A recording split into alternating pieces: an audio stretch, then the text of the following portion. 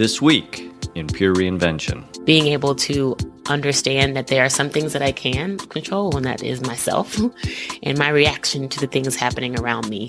And so that's been sort of the biggest lesson. Episode 172. Erin Patten, co-founder, DaO Detroit. Engage, disrupt, adapt, repeat. You're listening to Pure Reinvention, the podcast for curious people. Sonia, as people are preparing to listen to the podcast with our wonderful guest, Erin Patten, what are a couple of the key areas in which we want people to be listening for? So again, we're reminded by Erin, and as we have also been reminded by others, the importance of authenticity, being true to yourself and evoking that or sharing that with others. And then secondly, having confidence. Two absolutely important traits, being authentic and being confident. Let's listen. Starters is for anyone, even an individual who's going through a personal reinvention. Whether it's on a personal level or your career, everybody needs a reinvention. I definitely would recommend Starters. I think it's a really good program. Mike Bills and his team are fantastic. They really get you thinking in ways that you didn't think before. Pure Reinvention is happy to announce our third Starters Consort, May 2nd and 3rd. Go to purereinvention.com/starters and start your reinvention journey today. What a fantastic podcast we have today. We're here with Erin Patten. Erin is a very good friend of Pure Reinvention. We first met Erin. She was on assignment at Pony Ride, which is a startup incubator in Detroit. Mm-hmm. Kresge Fellow. Mm-hmm. And since that time, Erin, you've completed that work. Yes. And you have now launched into a whole new arena, apparently stimulated by your experiences at Pony Ride. I would have to agree with that. Tell me what you're doing. Just recently, about a month ago, I launched my own business as a co-founder of DaO Detroit.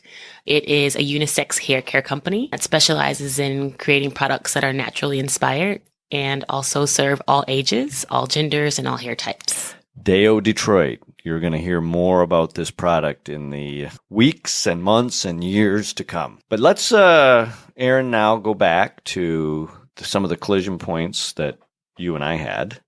You are a Starters alumni. Yes. You were involved in that experience where we kind of walked through the 5 steps to Pure Reinvention. And I want to kind of just use your work as a case study to kind of walk through the first early steps and then really spend more time on the connect and the move, if that's okay with you. Sure. So you have completely, in step 1, disrupted your life by moving your entire economic livelihood to the launch of this product. In your definition, I would say yes.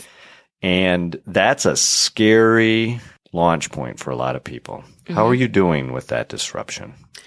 Well, I don't find it to be scary. I actually found it to be a natural progression of my career journey, my life journey, and it just had to happen. All my life, I dreamt of being an entrepreneur. I was encouraged, particularly by my father, to always own what I did. And so I knew it would happen one day. Ironically, it happened actually right after my father's passing. I don't even know if I shared this with you before, but he passed in October, end of October last year. October of 17. October of 17, actually October 17th. That was very much a catalytic moment for me. It was my biggest fear, my biggest life fear, to lose a parent. Right.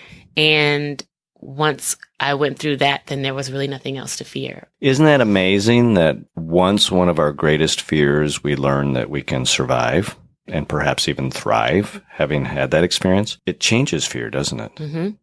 And it's really interesting now. You're a relatively young age, and you have been able to not only identify, but recognize that there's not much in life to fear, that you are in control of what you fear and what your outcomes are. Absolutely. And I've got to tell you, you are an absolutely marvelous role model for a lot of us who watch that, who do still fear, and yet truly remarkable work happens when we are able to manage our risk-taking and our fear to a level which allows us to succeed. So the question is not, will you succeed? Of course you will. The question is walking through these steps. So we had disrupt, and then you talked about own. So then the next step is simplify. And tell us a little bit about how you've been messaging for your new product and some of the early feedback that you're getting. Yep. And this is something that I'm so grateful to be talking about because we're still learning. DAO is an acronym for Defy All Odds. And that's something that we try to communicate with our hashtag and with our campaign. And we hope to get more visibility because it also represents our social mission. So we're a social enterprise. We're mission based.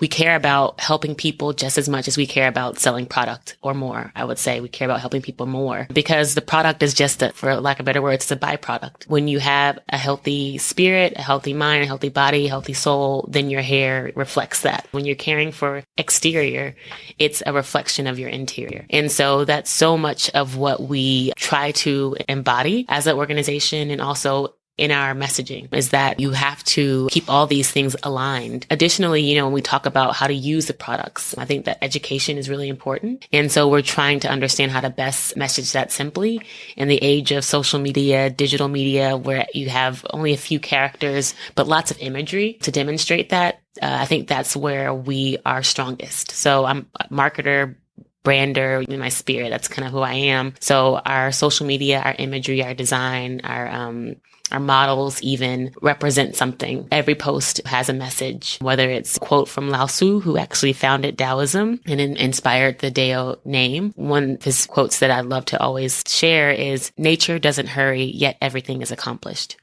And so it's a mantra that I try to live by because I'm one that likes to see results. Come from a business background also where you have to see tangible results. You have to see outcomes. You have to see returns. Aren't you a Harvard graduate?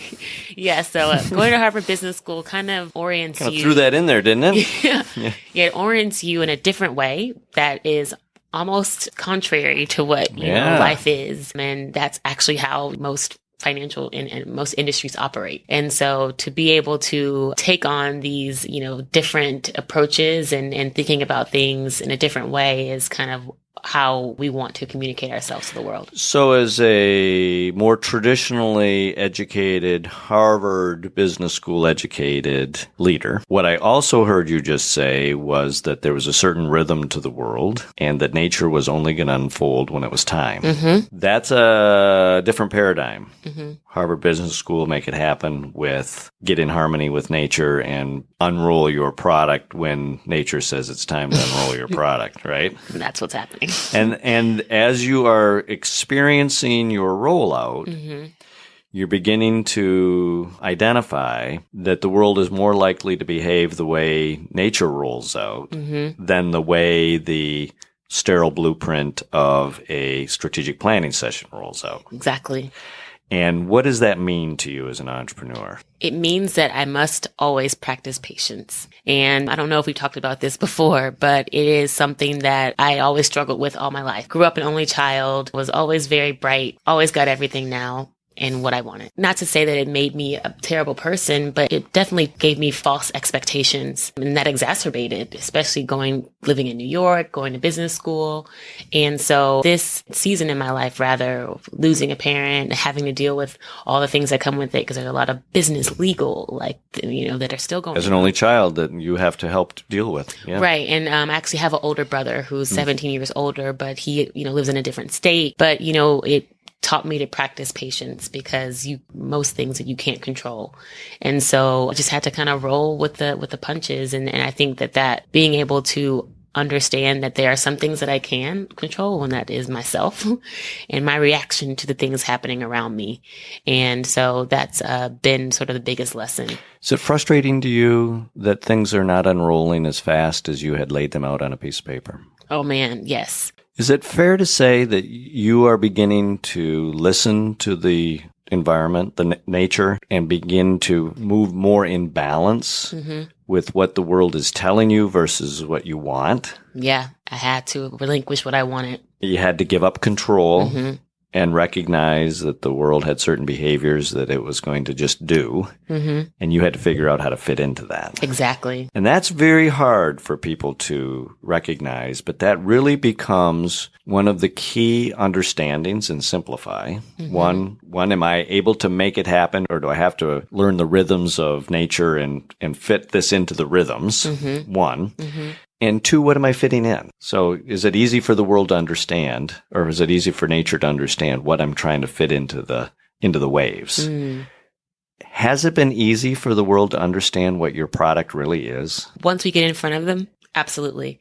We did our first hair show 2 weeks ago, and we were one of very many product representatives, brand representatives that were there. We were approached by several people, particularly one who had been at hair shows before, and she wanted to take a picture with me and our co-founder Will, and said to us, I really hope to be where you are one day.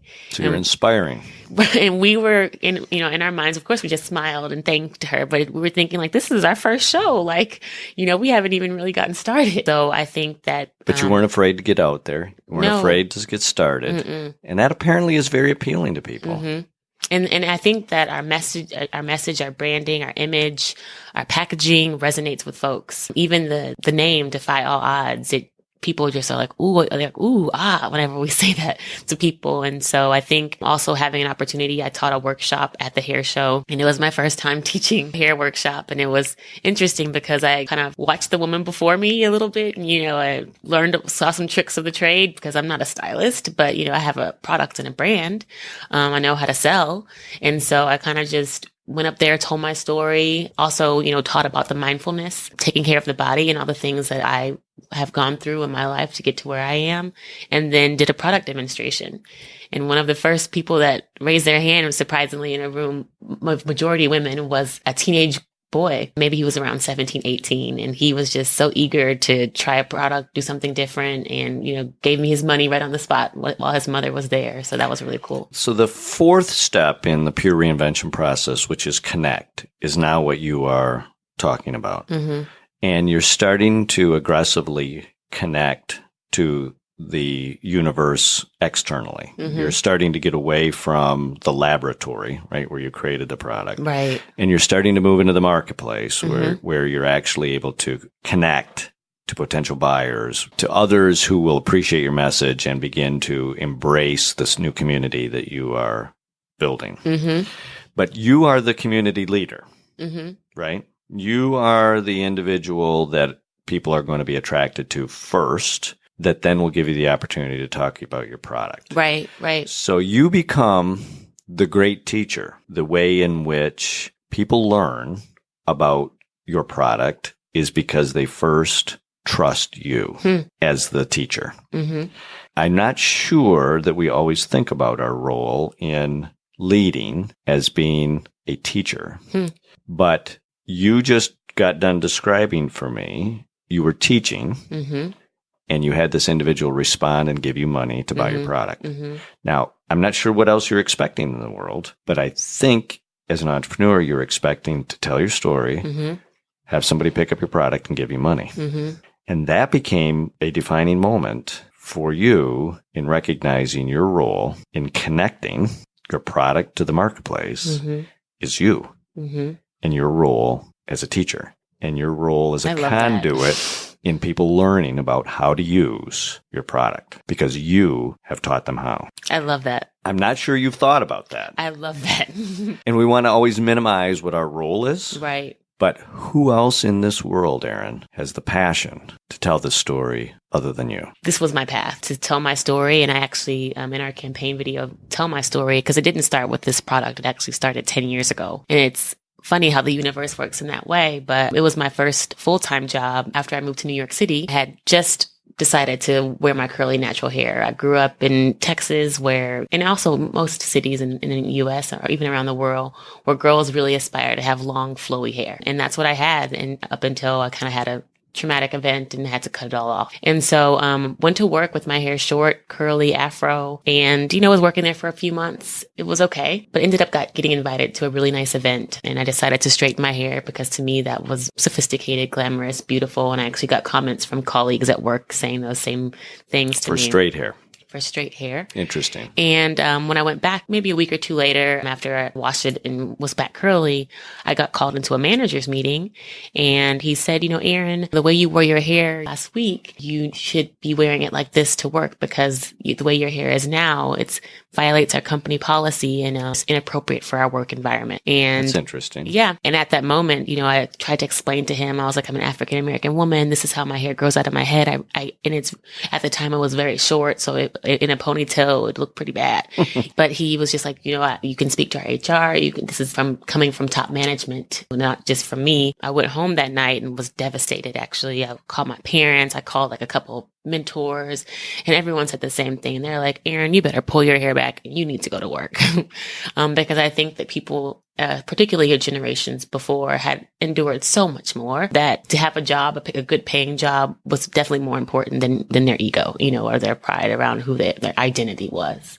And they're much more willing, I guess, to sacrifice that. However, I didn't have that in me. The next day I ended up putting in my letter of resignation. And, after 2 weeks I left. For a good majority of my 20s, I ended up straightening my hair. Conforming because I was living in fear of what people would say. Would people look at me differently? Not knowing that I'm still the same person that people see. Isn't that funny? But I just thought that by straightening my hair, I would somehow be different. Yeah. That kind of takes a toll. And it got to a point that, among other things, that I just really started to lose my identity. I started to lose who I was. And I ended up deciding, and my hair also was incredibly damaged from the treatment, from the coloring. Sure. It wouldn't even grow past my shoulders. Like it was, and as you see, my hair is pretty long now, and it's just been a year. So this is a relatively recent reinvention journey. Exactly. And it happened very organically. I started mixing products in my bathroom, started trying to figure out what works for me, because I hadn't had my natural hair in so long, honestly, since I was a little girl. Then my mom was doing my hair.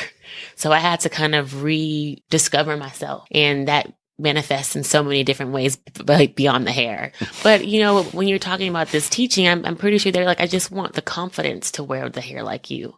And that's what I'm seeing more and more. And it's not necessarily about the hair ever, but it's about comfortability with myself. I think that had to come with time. What I'm extremely impressed with, which is not about the initial first steps to pure reinvention, but connect and, most importantly, move. Mm-hmm.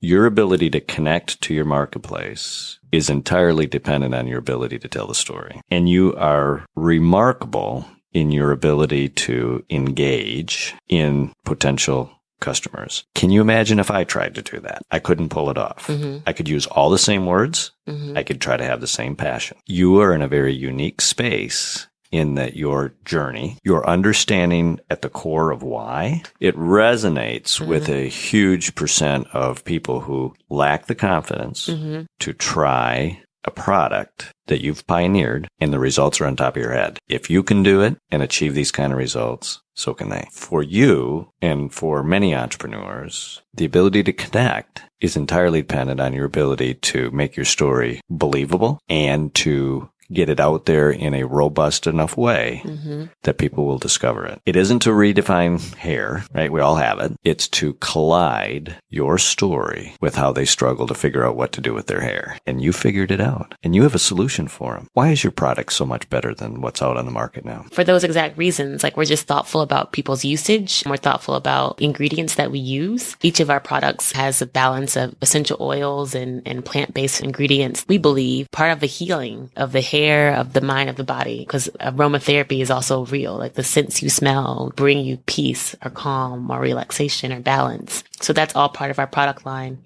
Additionally, it's unisex. So I'm not quite sure if I was clear about that either, but so often products are targeted mostly to women. Yeah. And or specific groups of women. Or specific groups of women even. And our products are not only targeted to both men and women with very neutral branding, very neutral messaging and marketing, but they're also safe enough for babies. So our youngest customer is 10 months and he has a head full of hair. And so we're able to really straddle the market in a way that most brands haven't. And we're hoping that we're able to transcend those divisions that have been created, we believe falsely, in the beauty industry to sell more products products, whether it's flowery scents or pink packaging or blue packaging and more masculine scents, or you know what I mean? So we are trying to just bring everyone together and say we all have hair. It all grows out of our heads just the same. So why aren't we just all using the same products? How can we find this product? Right now, it's on our website at DaoDetroit.com, DAO Detroit.com.